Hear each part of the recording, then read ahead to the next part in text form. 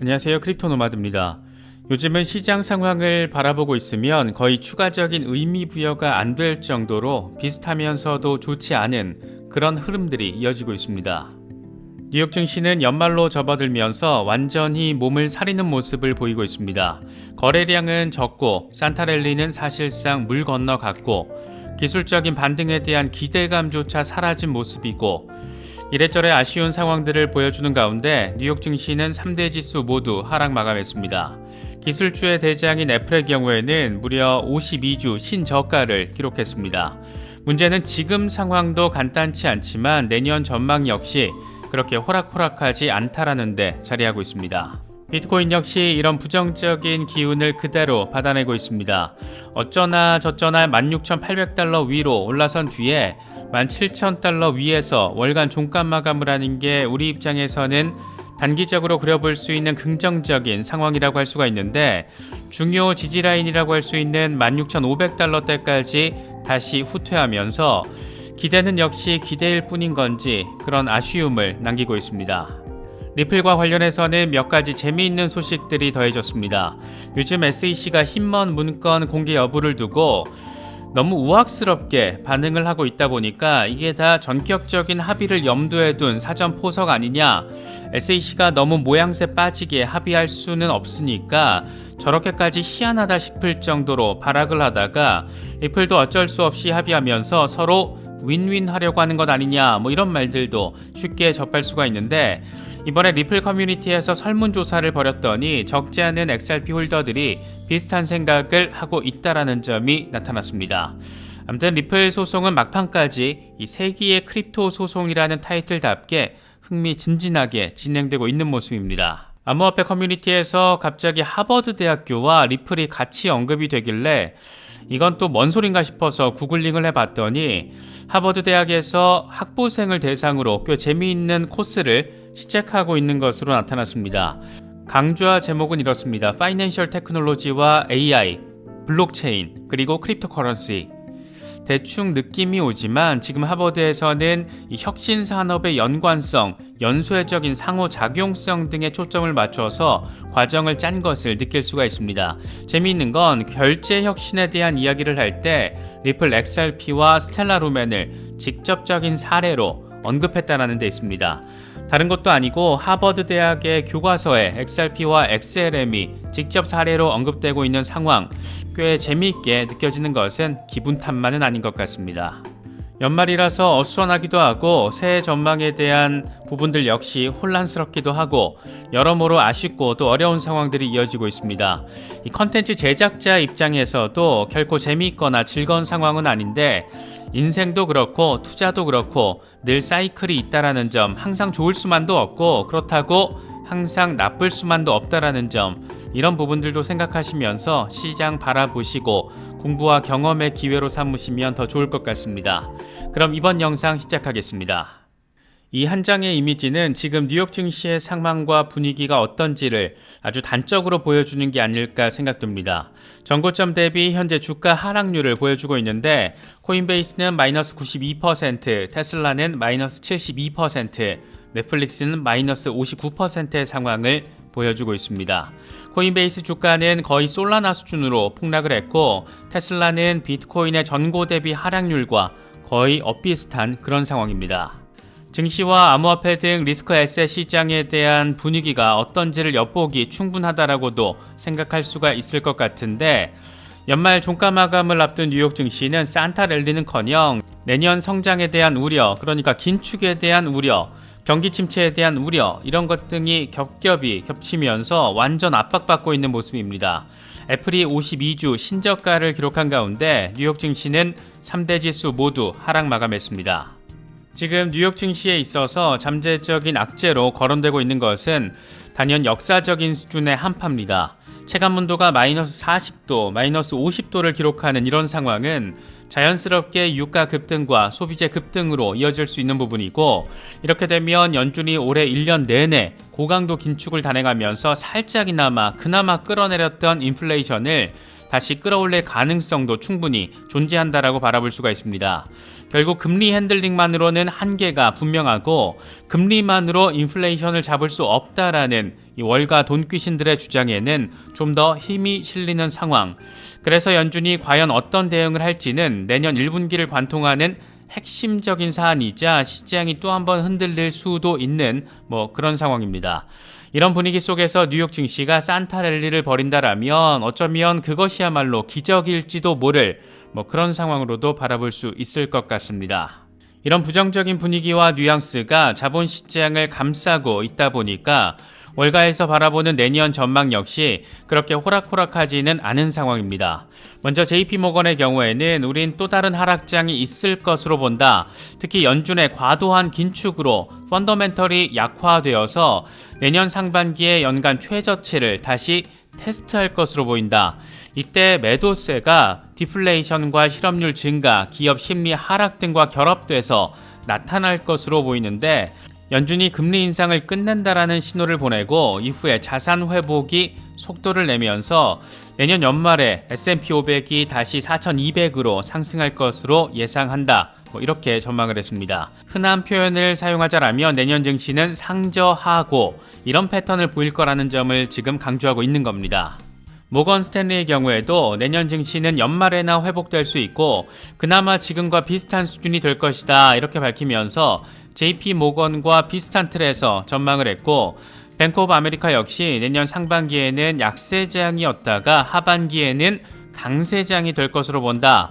내년 상반기 시장의 화제는 올해처럼 인플레이션 또는 금리 인상 충격이 아닌 침체 그리고 신용 충격이 될 것이고 하반기에는 인플레이션의 정점, 연준의 자금, 미국 달러 이런 강세장을 나타내는 단어들이 많이 나올 것이다라고 전망을 했습니다. 반면 시티의 경우에는 정반대 전망을 제시했습니다. 내년 경기 침체 리스크가 여전히 핵심적인 문제다. 우리는 2023년 하반기 경기 침체를 예상하고 있다.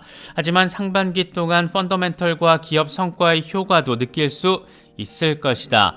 주된 포인트는 경기 침체 리스크가 얼마나 반영될지인데 결과적으로는 내년도 수익 감소가 역사적으로 진행됐던 불황과 비교해서 상대적으로는 적을 것으로 본다. 이렇게 전망했습니다.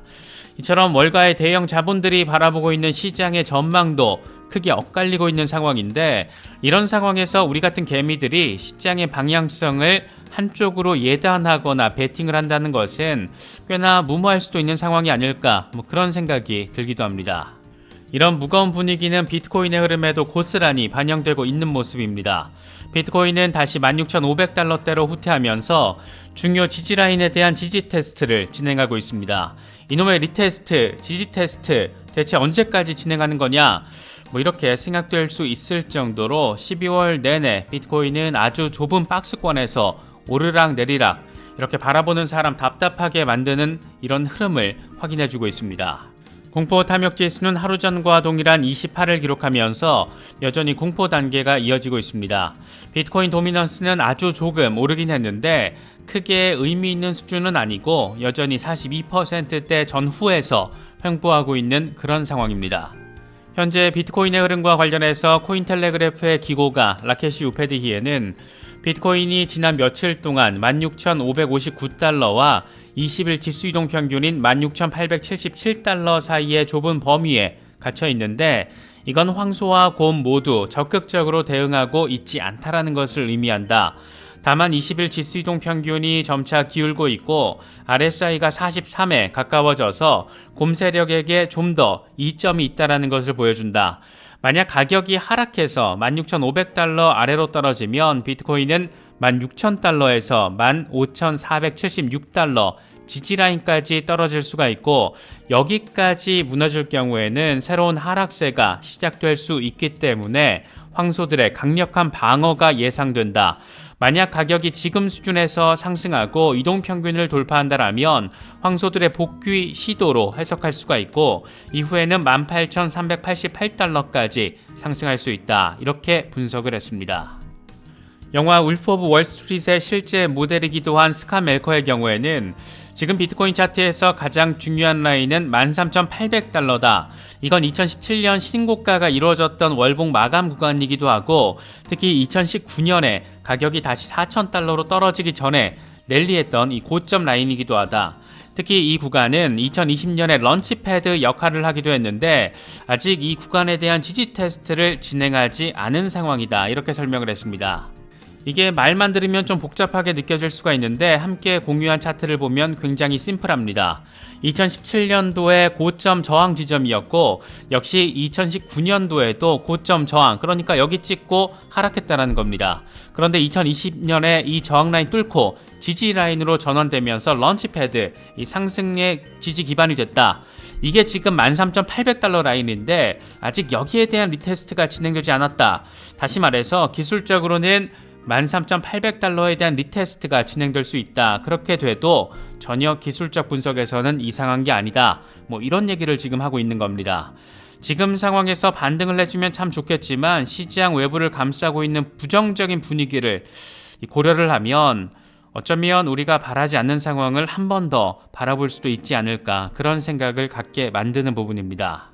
이번에 이렇게 시장이 하방 압력을 받으면서 청산 규모 역시 증가한 것으로 나타났는데 이와 관련해서는 유투데이가 코인글래스 데이터를 인용해서 보도를 했습니다. 최근 12시간 동안 가장 많이 청산된 종목은 이더리움으로 1,536만 달러 규모가 청산됐고 비트코인은 591만 달러 규모의 청산이 이뤄졌습니다. 이어서 도치코인과 솔라나, 에토스가 청산 규모로 봤을 때 탑5 안에 이름을 올렸습니다. 이래저래 참 답답하게 느껴질 수 있는 그런 상황입니다. 여기서 특히나 눈에 띄는 것은 이번 FTX 사태로 인해서 가장 직접적인 타격을 받은 솔라나가 아닐까 싶기도 한데 솔라나는 최근 2년 사이 처음으로 10달러 아래로 떨어지면서 시가총액 랭킹이 17위까지 후퇴를 했습니다. 솔라나가 10달러 아래로 내려간 상황은 지금 2021년 2월 이후에 처음으로 작년 11월 비트코인 전고 당시에 260달러까지 치솟으면서 이더리움 킬러로 불렸던 때와 비교를 하면 상당히 많이 아쉬운 상황이라는 점을 느낄 수가 있습니다. 일단 랭킹 순위로만 보면 메이저라기보다는 이제 준메이저급으로 내려간 상황인데 최근 매트릭스 포트가 내놓은 전망을 보면 그래도 긍정적인 포인트들이 담겨 있습니다. 매트릭스 포트는 내년에 지금 시세 2배로 오를 수 있는 첫 번째 암호화폐는 솔라나다. 내년에는 FTX 붕괴 이전 수준 30달러 선으로 회복할 수 있을 것이다. 이렇게 전망을 제시했습니다. 그러면서 지난 몇 달 동안 솔라나는 네트워크 가동 중단, FTX 파산 이런 여러 번의 역풍을 맞았고 예치금 총액 역시 100억 달러에서 3억 달러 수준으로 감소했다. 지금의 시세는 부정적인 이슈가 모두 반영된 것이다. 이렇게 설명을 했습니다. 요즘 솔라나 홀더분들 답답해할 수밖에 없는 그런 상황이긴 한데 그래도 이렇게 긍정적인 가능성이 제시되고 있고 무엇보다 커뮤니티 로열티가 굉장히 높은 프로젝트 가운데 하나라는 점 등도 참고하시면서 홀딩 전략 세우실 수 있으면 좋겠습니다. 이어서 리플 관련 소식 짚어보겠습니다. 리플의 경우에는 최근 들어서 부쩍 이 소송 합의 가능성에 대한 말들이 곳곳에서 나오고 있는데 이게 또 그럴 법한 것이 SEC가 워낙 우악스럽게 힘먼 스피치 절대 공개돼서는 안 된다. 토레스 판사는 이걸 공개할 권한이 없다. 이런 수준의 다소 이 사법 정의에 도전하는 모습까지 보여주고 있기 때문입니다. 이렇게 우악스러운 SEC의 대응이 결국에는 마지못해 리플과 합의를 하려는 수작 아니냐, 이런 해석이 여지까지 보여주고 있는 것으로도 받아들여지고 있는데 이런 분위기는 XRP 홀더들 상당수가 상당히 비슷하게 느끼고 있는 것 같습니다. 리플 커뮤니티에서 사실상 XRP 홀더 대변인격으로 활동하고 있는 존 디튼 변호사가 설문을 진행했는데 응답자, 그러니까 XRP 홀더들 18,000명 가운데 59%가 합의가 이루어질 것으로 전망을 했고 41%는 법원이 직접 판결을 하게 될 것이다. 이렇게 내다봤습니다. 이와 관련해서 유투데이는 소송이 만약 합의에 이를 경우에 XRP가 증권으로 간주되지 않을 가능성이 높아진다. 리플사는 2020년 12월 소송 이전에 SEC와 사전 합의를 시도한 적도 있다. 이렇게 평가를 했습니다. 물론 합의가 이루어지면 가장 깔끔한 상황이 되겠지만 과연 SEC가 XRP를 비증권으로 인정하는 수준의 합의를 하게 될지, 이렇게 되면 지난 2년 동안 SEC가 완벽한 헛짓을 했다라는 것을 인정하게 되는 건데 이런 결과가 과연 가능할지 참 여러 생각거리들을 안기는 시기로도 느껴지기도 합니다. 리플 커뮤니티에서 갑자기 하버드 대학이 거론되고 있어서 이건 또 뭔가 싶어서 뒤져봤는데, 하버드 대학에서 학부생을 대상으로 꽤 재미있는 이 과정, 코스를 진행하고 있는 것으로 나타났습니다. 강좌 제목만 봐도 느낌이 대충 오지만 지금 하버드에서는 혁신산업의 연관성, 연쇄적인 상호작용성 등에 초점을 맞춰서 과정을 짠 것을 느낄 수가 있습니다. 여기서 재미있는 것은 블록체인 기반의 국경 간 송금을 설명할 때 XRP와 XLM, 스텔라 루멘을 사용하면 된다, 이렇게 교과서에 실려 있는 부분입니다. 다른 것도 아니고 하버드 대학의 교과서에서 XRP와 XLM이 직접 사례로, 이 혁신 사례로 언급되는 그런 상황인 겁니다. 물론 이 수업에서 블록체인과 크립토커런시가 주인공은 아니고 하버드 대학이 가르치는 로드맵의 핵심은 이렇습니다. 2021년 8월 연준이 CBDC에 대한 첫걸음을 뗐고 2023년에는 연준의 페드나우가 출범한다. 2024년에는 블록체인과 AI 그리고 머신 랭귀지의 융합이 이루어질 것이다. 이런 아주 판타스틱한 비전을 담고 있습니다. 개인적으로는 블록체인과 AI, 여기에 머신 랭귀지까지 융합되는 상황이 2024년에 도래하기에는 너무 빠르지 않나, 이런 생각도 들기도 하는데, 다른 것도 아니고 하버드 대학에서 학부생과 또 대학원생들까지 대상으로 이런 내용의 별도 코스를 만들었다라는 점은 꽤나 이 산업의 비전 가운데 일부를 강하게 느낄 수 있는 부분이 아닐까 생각되기도 합니다. 일반인도 참여할 수 있는 수업이면 저도 들어보고 싶었는데 하버드 학부생이 우선 타겟이고 그리고 나서 대학원생도 가능하다, 이렇게 돼 있어서 다소 아쉽게 느껴지기도 했습니다. 어쨌든 이렇게라도 간접적으로 교과서 내용을 접할 수 있는 게 어딘가, 그런 생각이 들기도 합니다. 이런 내용들 바라보고 있으면 세상 바뀌는 소리가 들리는 것 같기도 하고, 우리에게 있어서 문제점을 꼽자면 이 시장에 너무 어설프게 일찍 들어왔다, 이런 부분이 아닐까 싶습니다. 좀 더 일찍 들어오든가 아니면 아예 제도화 이후에 들어오든가 했으면 어땠을까 싶기도 한데, 모든 산업 트렌드의 전환 과정에서는 지금 같은 혼란 늘 있었다라는 점도 생각해 보실 수 있으면 좋겠습니다. 더불어서 이 초기 진입자들은 항상 조금 늦게라도 큰 의미 있는 리워드를 받았다더라, 이런 부분도 생각해 보시면 좋을 것 같습니다. 이번에 준비한 영상은 여기까지입니다. 영상이 도움이 되셨다면 좋아요와 구독 또 알림 설정 꼭 부탁드리겠습니다. 영상 제작에 아주 큰 도움 된다는 말씀 함께 드립니다. 언제나 성투하시기를 기원하겠습니다. 시청해주셔서 감사합니다. 지금까지 크립토 노마디였습니다.